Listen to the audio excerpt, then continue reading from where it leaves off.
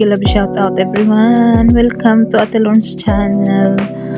Hi guys, andito kami uli sa Dubai Mall. Ayan, dito uli kami sa may aquarium dito sa loob ng Dubai Mall. Actually ito guys, itong naunang makikita nyo ay ano to, sa second floor. So maliit lang to na makikita sa sa aquarium. Ang pinakamalaki ay yung sa baba. Mamaya pupunta tayo sa baba. So dito muna tayo manood ng mga isda guys. Samahan niyo si Ate Lons mag-relax manood ng mga isda dito sa Dubai Aquarium. Ayan. Dubai Mall Aquarium guys.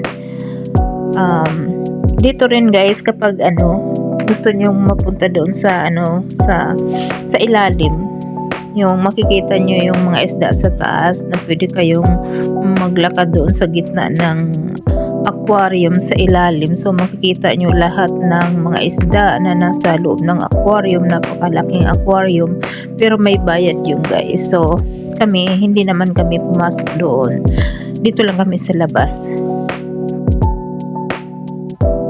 So ayan guys, manood tayo ng mga isda. Samahan nyo dito si Ate Lornes. Maraming salamat sa lahat ng nagsusuporta guys. Thank you so much sa inyong mga love and support sa mga upload ni Ate Lornes.